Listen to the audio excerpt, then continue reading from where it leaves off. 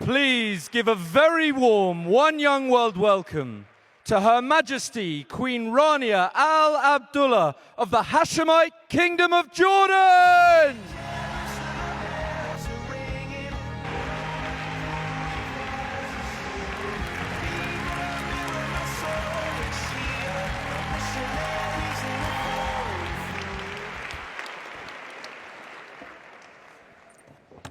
Bismillah ar-Rahman ar-Rahim.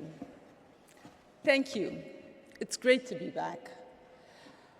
Just a bit of a disclaimer, I have a bit of a cold, so if I break into a coughing fit, please just pretend it's a dramatic pause. I just couldn't miss this beautiful gathering in this beautiful city.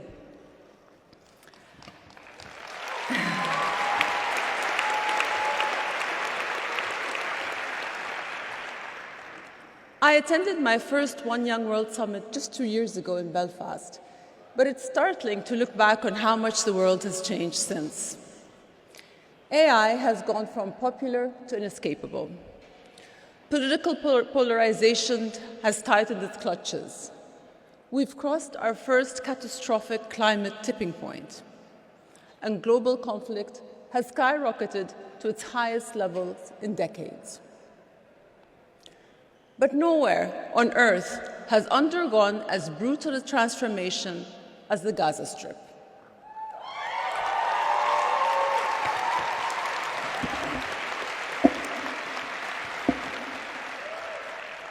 The first time we spoke was in 2023, days before the war began.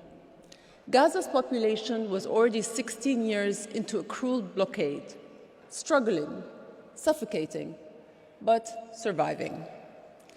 That Gaza no longer exists. In just 2 years, entire cities have been flattened. Extended families have been wiped out or reduced to a single survivor. Thousands upon thousands of children have been killed, and countless more orphaned, starved, wounded, and scarred by trauma. For now, a shaky ceasefire remains in place, and it would be such a relief to declare the bloodshed over, release the collective tension we've all been carrying, and just move on. If only it were that simple. The enormous task of reconstruction awaits. Israel's illegal occupation of Palestine continues. Its subjugation of the Palestinian people is ongoing. And a just resolution to this decades-long conflict for both the Israelis and Palestinians remains elusive. But Gaza's fallout hasn't been limited to my region. I'm sure many of you have seen battle lines drawn in your own countries, your universities, your workplaces, your politics, even your dinner tables. If you're like me, you've probably had countless difficult conversations on the conflict. Some that brought you closer together, others that tore you apart. Either way, opinions on this issue have been impassioned, reactions to it visceral.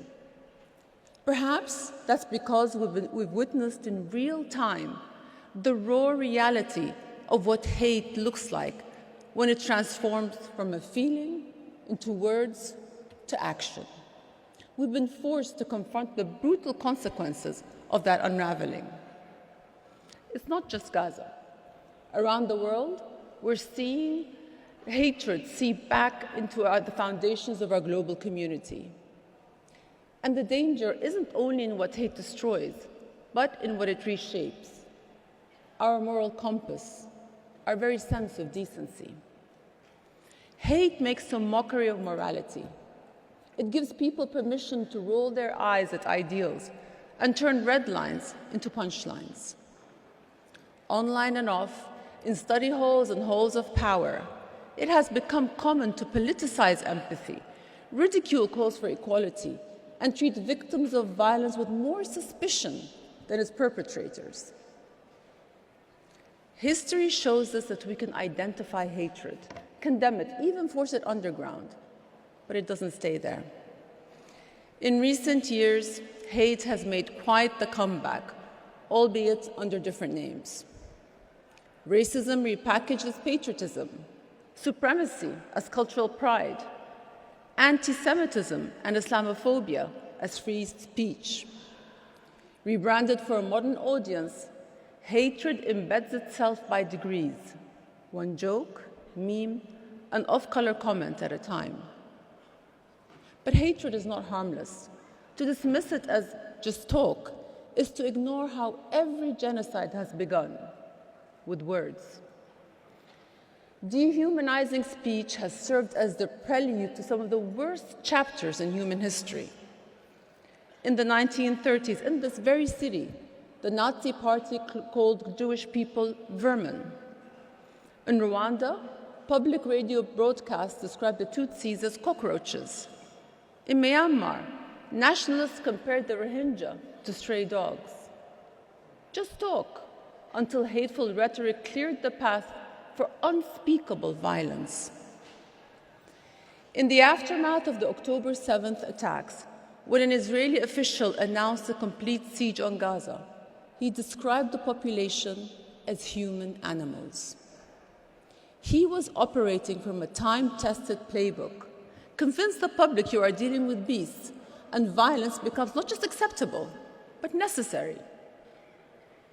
Ordinary people like you and I are portrayed as savage, so that meeting us with savagery becomes justified. I stand here in Munich, conscious of the history that radiates through this city and this country. I know these are not easy themes to speak of here, and I say this with respect for Germany's commitment to remembrance and responsibility. But this is not about weighing grief or comparing pain. It is about affirming that every human life holds equal worth.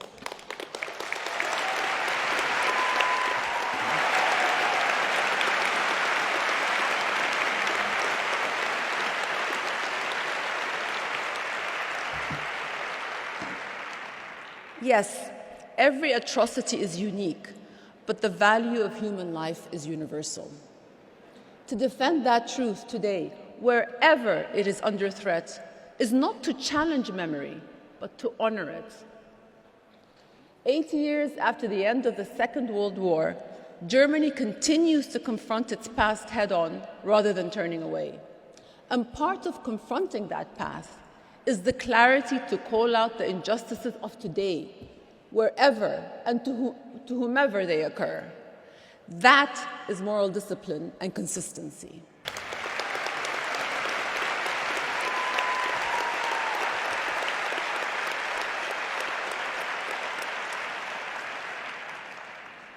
History reminds us of the cost of silence, because hate cannot make headway without the support of its silent ally and enabler, indifference.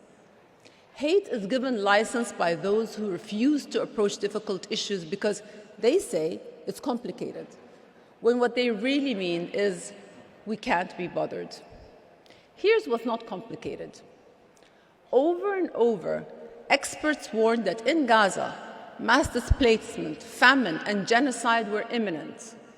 And in the past few months, both famine and genocide have been confirmed by independent and international and UN-mandated bodies. The world saw it coming, but failed to act to prevent it. As crises pile up, some allow themselves to grow numb to their weight.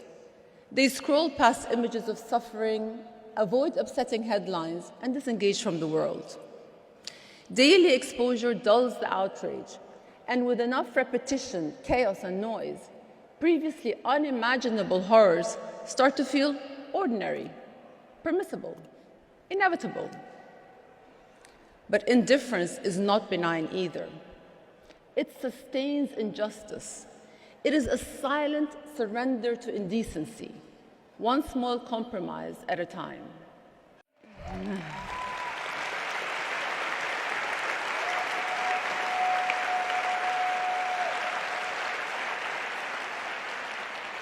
Some political thinkers have argued that atrocities aren't always driven by bloodthirsty ideology. In fact, ordinary people are perfectly capable of extraordinary violence. How? By failing to think for themselves. Such thoughtlessness doesn't mean a lack of intelligence, but a refusal to reflect on right and wrong, to engage with the discomfort of their own possible complicity. Historians and scholars have echoed this. The perpetrators of humanity's greatest crimes weren't necessarily fearsome monsters. Many were bureaucrats. They conformed, followed orders, and never stopped to consider the ethical weight of their actions. This phenomena isn't unique to the darkest moments of our history. To some extent, that same impulse to disengage, to stop thinking, is something we all struggle with. But giving in comes with real consequences. Indifference is a form of moral laziness.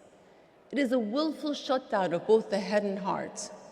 It is choosing apathy over curiosity, comfort over engagement, all the while betraying oneself. And in today's tech-driven, often isolating world, indifference is exacerbated by loneliness, a condition affecting as many as 1 in 6 people worldwide. Without the moral and social anchor of community, people of all ages are turning to technology for comfort. But the more we rely on our screens, the deeper the void becomes. Last year, generative AI use was split almost equally between personal and professional needs. This year, the story has changed. The most common uses of Gen AI now include companionship, therapy, and finding purpose. Think about that for a second. At lightning speed, we are replacing human connection with the illusion of intimacy, trying to answer life's greatest questions with generic responses and artificial solutions. That's not progress. That's an outsourcing of our thinking, our empathy, even our pursuit of higher meaning. We are carelessly handing over the keys to our humanity, not because we trust machines to do better, but because it's convenient. Is that the future we want? Is that the best we can do? Without a predictable path forward, it would be easy to become disillusioned. For many around the world, Gaza is not just a place, but a symbol. As its building collapsed, so too did global confidence in our world order. As its people were displaced, so too was our faith in the world's moral compass. As its children were starved, so too was our hope that humanity would prevail. The past 2 years reminded us that progress isn't predestined, but they also bore witness to the largest, most organic grassroots movement in recent memory. Ordinary people far and wide were galvanized not by money or manipulation, as some have suggested, but by a desperate urge to hold on to what remains of our humanity. Young people in particular are demanding something different of the world, not perfection, but integrity. Youth leaders such as yourselves are compelling mankind to assess with brutal honesty the shortcomings of our past in the hope that maybe, just maybe, you can stop us from repeating it. Our ambitions are often limited by our imagination. If we cannot visualize a better future, we assume it's impossible. But the thing is,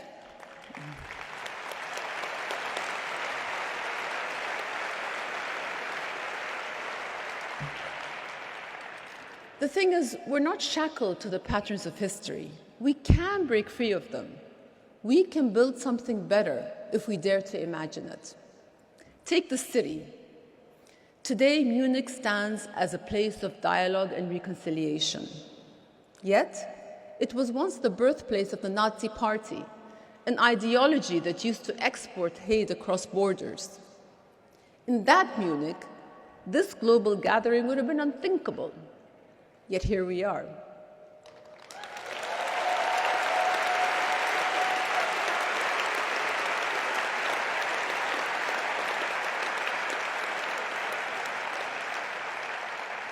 And it is now up to you to decide where we go next. Just know that hope is not naive optimism. It is defiant courage. It's what drives people to call for the freedom of a people they've never met, to pressure their employers to live up to their own ethical standards, to donate, protest, organize, even set sail in an effort to break the siege of a famished population. Also know, it takes more strength to love than to hate. Bearing witness to atrocities is not painless, but heartbreak is the price of being awake. Yes, empathy invites vulnerability. It makes you pause, reflect, and face discomfort. But aren't those the very things that keep cruelty at bay? Those hardened by hate rarely question themselves or reflect on their own accountability. Instead, they project their problems outward, assigning blame and turning others into symbols of everything gone wrong in their world. That impulse is born of insecurity and weakness. I believe the defining struggle of our time is this: the pursuit of moral awakening in an era of desensitization, keeping our eyes open and preserving our capacity to feel, think, and care in a world that would prefer we didn't.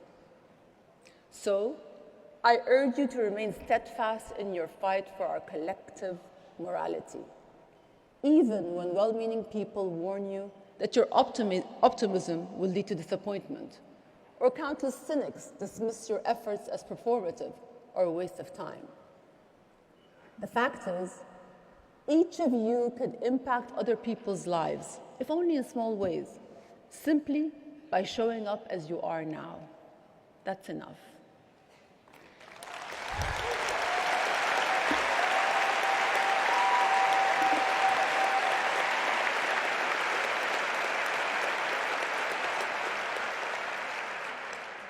Do not shy away from uncomfortable conversations, emotions, and endeavors.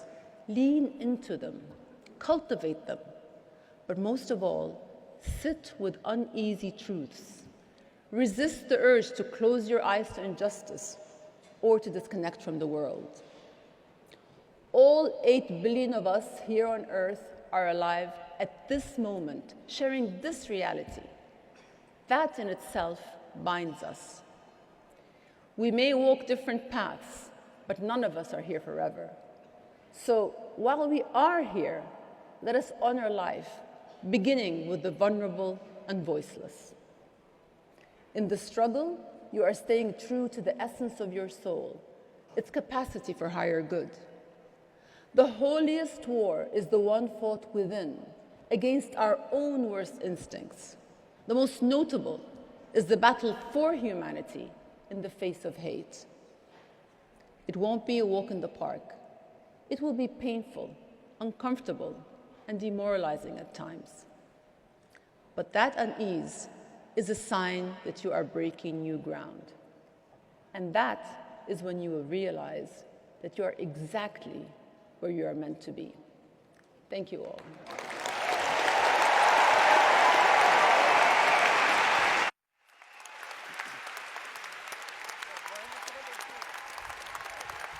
Thank you so much.